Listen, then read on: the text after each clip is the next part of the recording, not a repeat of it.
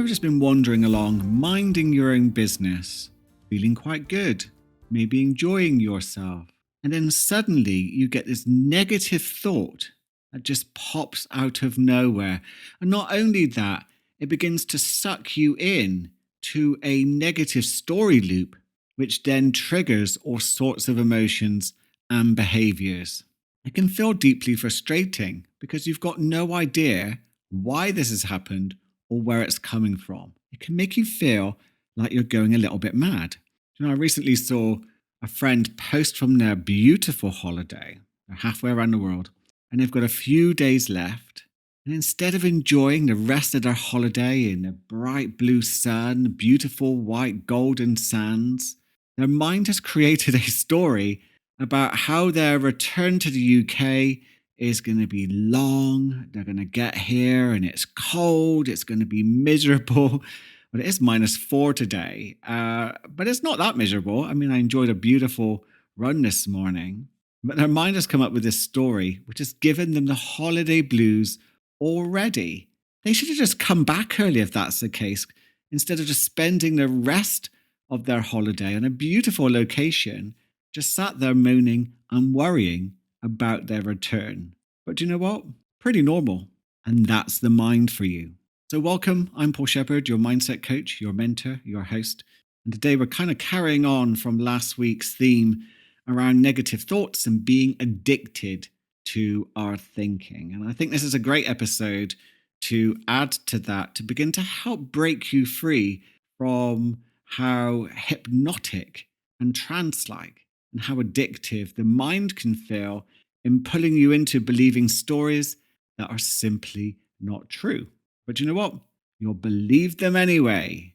If this sounds like you, then I would subscribe to this podcast. I mean, I'm a little bit biased, of course, but subscribe so you don't miss out on another episode coming your way. I've got some fantastic stuff. And this year's all about transformation and mindset change. That's what it says on the tin. So make sure you get a notification when a new episode arrives so you can listen and explore this content to see what difference it would make in your life. So why does the mind do this? Why is it hell-bent on torturing you? Well, it has been conditioned this way. It's been conditioned into seeking conflict, looking for problems, looking for things for you to solve, looking for a way to keep you distracted and engaged with your thinking. Because the truth of who you are and what you are capable of is hidden by your noisy mind, and it takes work to uncover your potential and where that could take you in life. If you think about it, the only thing holding you back from really experiencing the life that you truly want is, well, I'll say only one thing, two things maybe. One is a thought that's simply not true, based on beliefs that are not true. And then it's fear. On the other side of fear is everything you want. But fear comes in a form of not just thoughts, but also emotions and feelings. And these can put an instant roadblock in your way and prevent you beginning to move forward. So the mind often doesn't want you to go to the truth because it's been conditioned into maybe not feeling good enough, that you can't handle failure, that you shouldn't take a risk. So, and there's all sorts of other nuances to this, by the way. It does get a bit complicated, but it can be unpicked. And that's what coaching and therapy, journaling, meditation, all sorts of modalities can help you with. You can't do this all by yourself, to be fair. Not that it's not impossible, but it does make it a bit more difficult, which I guess is the mind, again, tricking people into doing this in isolation. And just as a reference point, the ego, self-identity, beliefs, your identity, is a moving part of you. It's not a solid thing. It's like a verb. It's just something that's constantly in motion and changing from experiences, your environment, new beliefs, thoughts, etc. And is also known as your thinking mind. So I may use the word mind and ego in a variety of different ways, but they are referring to the same thing. And we're beginning to move towards the end of January. And a lot of you listening to this may have had struggles with New Year's resolutions, new starts to your new year. And the culprit will always be your ego and the way that it's tricked you with various thoughts and feelings into creating a struggle with whatever you wanted to make a change with. And it often does that with negative thoughts. So, quite naturally, people will say to me, Paul, you're right. I shouldn't be having negative thoughts. I shouldn't be engaging in negative thoughts. And I should just get rid of my negative thoughts. But here's a contradiction that I have to confess to. I shouldn't be really saying the word negative thought or negative emotions. But unfortunately, the limitations in language, and maybe you've got a different suggestion. I was thinking of challenging thoughts, challenging feelings, but I don't think people would be able to relate to that as easily as me saying a negative thought or feeling or emotion. And the thing is, we know that thoughts can be very creative in creating all sorts of dark, intrusive thoughts, or they feel that way, that can trigger shock and a feeling of overwhelm, which can feel too strong to deal with. But the truth is this: no thought is negative. Any thought that you have isn't the problem. It's your perception of it and your relationship to that thought that turns it into something else. And by believing you have good and bad thoughts, this creates beautifully division, polarity, binary choice. And this means you'll try to have one type of thought more than the other. And you'll keep testing yourself on it, comparing yourself on it, maybe even writing down in a journal, today was a good day. I had more positive thoughts and I had less negative thoughts, which of course is natural because you just want to feel good. Well, your ego does anyway. But this binary choice is just another crafty trick of the ego which wants to create conflict. And I fell for this hook, line, and sinker. God, I would try to smash negative thoughts with an internal hammer to try and have much more in the way of positive ones. And it was a toxic game of whack-a-mole that just made things worse. So I'm going to use the word negative in context here to create a starting point where you can eventually see, hopefully, there's a good goal, to see all thoughts just as thoughts. I mean, we have over 70,000 of them a day, apparently. I'm not sure how they measure these things, but I'm always impressed by that. But 70,000 thoughts a day, why not just let them come and go? And then if there's a thought that you need or would like to work with, because it's helpful for you, then zone in on it and do something with it. It will form an action. But the moment you begin to see any thought as negative, as wrong, you shouldn't have it, why is it here, judgment, then you will send a signal to the mind to show you more of them. I mean, if you tried not to think of a pink elephant, boom. What type of pink elephant did you think of, by the way? Mine is always like a little mini Dumbo from the Disney films. Very odd. What did you get? But still, I tried not to think of a pink elephant, and it just appears. Of course it does. So the minute you try to have a relationship with a negative thought, which is negative, the more you're going to get them. What we resist persists. And let's add to that that the mind can get very creative in knowing what will trigger you based on what your values are, based on what you never, ever want to happen. And I know that all too well when I had my first intrusive thought experience. So there I was, sat with a friend, beautiful white room, holding cups of coffee, and out of nowhere, my mind went, what if you threw this cup of coffee in her face? And I mean, I was so shocked. I mean, where did this thought come from? I felt completely normal. I love this person. Why would I want to do that? So, of course, there was this internal struggle with this thought, trying to push it out of my mind. I can't have this thought. And it came with a surge of adrenaline, which my mind latched onto with the idea, well, you could do that then. Could you feel that? You might do it. So I remember putting the coffee cup down, deep breathing a little bit, thinking, what the hell is going on? And of course, because I knew nothing about thoughts the way I do now, I didn't know it was completely normal. I thought I was going mad. I thought maybe I was a psychopath. So I did everything I could not to have that thought. I judged it as negative, an intrusive thought. And of course, it just came back. And it just kept repeating, even with glasses of water. And it only began to die when I finally found out that it was completely normal. And as soon as I began to see that thought for what it was, it dissipated, and I rarely had it ever again. But with my value, with a deep value within inside of me of being nonviolent and also a fear of rejection, this type of thought was absolutely perfect in triggering a strong emotional response. Now, have you ever had an intrusive thought? A thought that seems so horrific to you that you question your sanity? If so, and you're still having them, know that they are completely normal. If you really wanted to do those acts, that's another story. But if you're worried about this ever happening, understandable. But it also means that you're not likely to let this happen. It goes against your values, which are being used against you. So I'd like you for a moment to think of a beautiful blue sky, completely clear. Would you moan that you could now see the sun? Beautiful golden sun. But would you think, that shouldn't be there?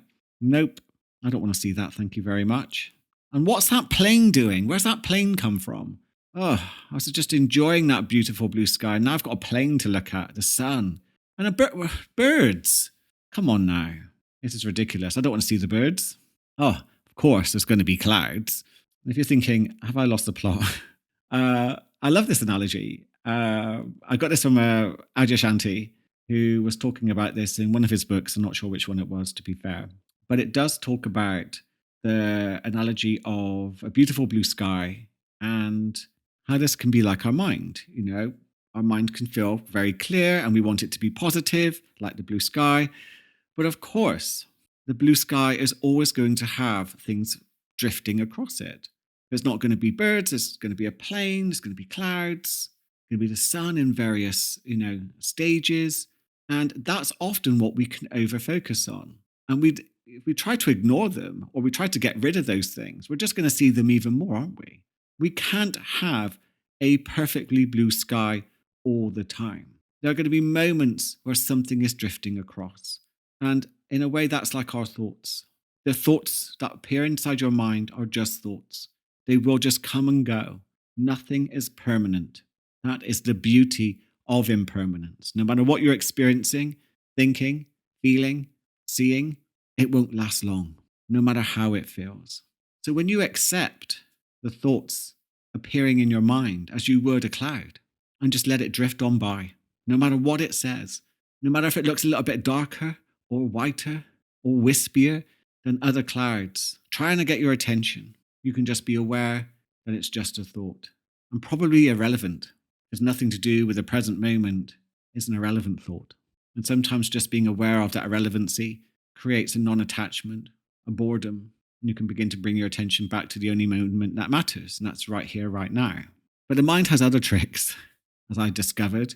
When I was dealing with my travel anxiety, the way that my mind tricked me into having a real issue with my thoughts was to use an evolutionary process we evolved to really trigger and dysregulate the nervous system into that flight or fight response.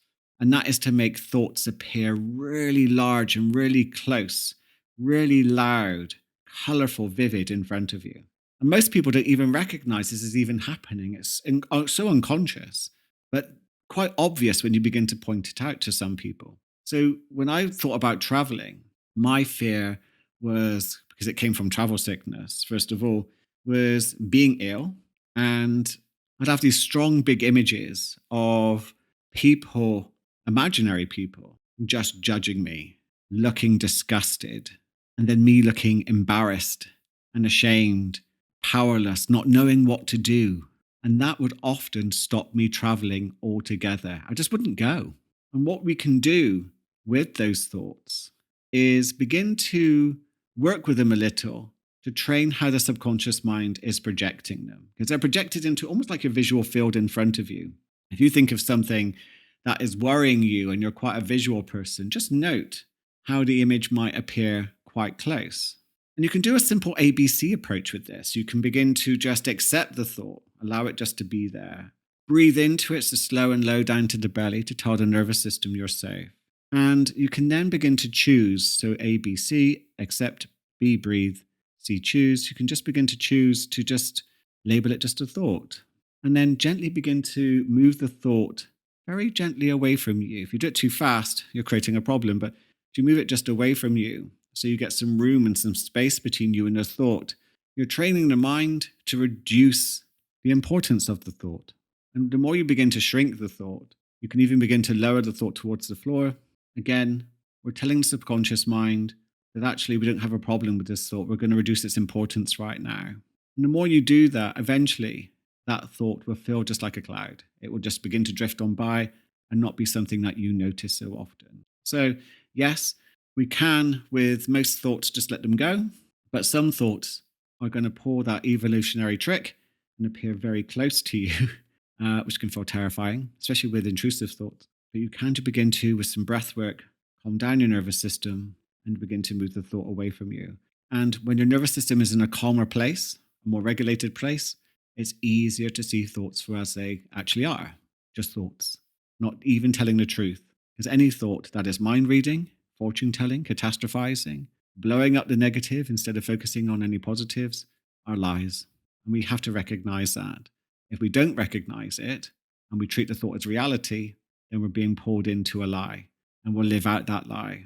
And it's painful, as you know. So when it comes to stopping negative thoughts, you can't. You're going to have them for the rest of your life. So why not change your relationship with them? Why not just let them be there? Reduce in size and importance the ones which are overwhelming, and then focus your attention on more important things, like exploring the truth of who you are and what you're capable of. No more lying, no more holding yourself back from creating the life that you truly want based on lies. They're protective lies, of course, but they are still lies nonetheless. So I hope this episode has helped you think about thoughts in a slightly different way. In the next episode, I'm going to be talking about thoughts and how we can use them in a way which is known as toxic positivity. So please keep an eye out for that. It is a very important episode, especially if you want to really end your addiction to your thinking and unhelpful thinking, the thinking that is holding you back. Thank you so much for spending your time and energy with me. I hope you found this episode useful. If you did, please let me know. You can let me know via each episode on Spotify, and hundreds of you have. And it's wonderful to read your comments. Unfortunately, I can't respond via Spotify, but please continue to let me know what you think of each episode when you listen to it. And if you can, please share, please subscribe if you haven't already, and do leave me a review on Apple Reviews. That's how the algorithm will pick the show up and recommend it to even more people. Beautiful. So I look forward to connecting with you in the next episode. Have a wonderful, peaceful, and present day.